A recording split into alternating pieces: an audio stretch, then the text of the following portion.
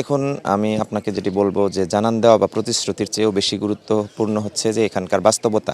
আমরা বাস্তবতার নিরিখে জনগণের সাথে মিশছি, জনগণের কথাগুলো শুনছি এবং সে আলোকে আমাদের পরিকল্পনা যেটা নিয়েছিলাম সেটা সংশোধন করে একটি কম্প্রিহেন্সিভ প্ল্যান ধরে আমরা আগাবো, এরকম স্বপ্নই আমি মানুষের সামনে উপস্থাপন করছি। না, আমাদের তো স্বল্প সম্পদ থাকবে না।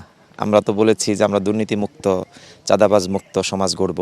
তো সেখানে সম্পদের কোনোই কমতি থাকবে না, বরঞ্চ আমি বলবো যে পর্যাপ্ত বাজেট নিয়ে আমরা আমাদের যে হিউজ পরিকল্পনা গ্রহণ করেছি সেই সব কিছুই আমরা কিন্তু টার্গেটও করেছি যে আমরা পরিকল্পনার অধিকাংশ উইদিন 2 ইয়ার্স আমরা বাস্তবায়ন করবো ইনশাআল্লাহ। এখানকার মৌলিক সংকটগুলো তো অনেকেই, তার মধ্যে বেশি গুরুত্বপূর্ণ সমস্যা হচ্ছে যে এখানকার যোগাযোগ ব্যবস্থা একেবারেই নাজুক।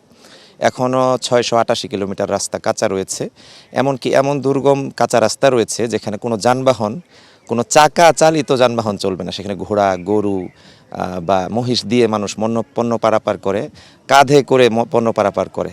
এই টাইপের রাস্তাগুলো আমি করার জন্য উদ্যোগ নিয়েছি।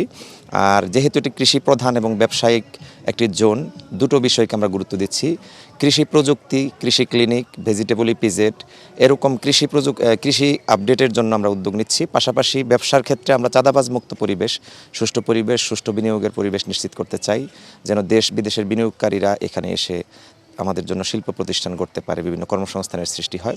এর মাধ্যমে আমরা বড় একটা টার্গেট করেছি যে বেকারত্ব সমস্যার সমাধান করব এবং আমাদের বড় লক্ষ্য হচ্ছে কমপক্ষে প্রত্যেকটি পরিবারে একজনকে কর্মক্ষম করব ইনশাআল্লাহ।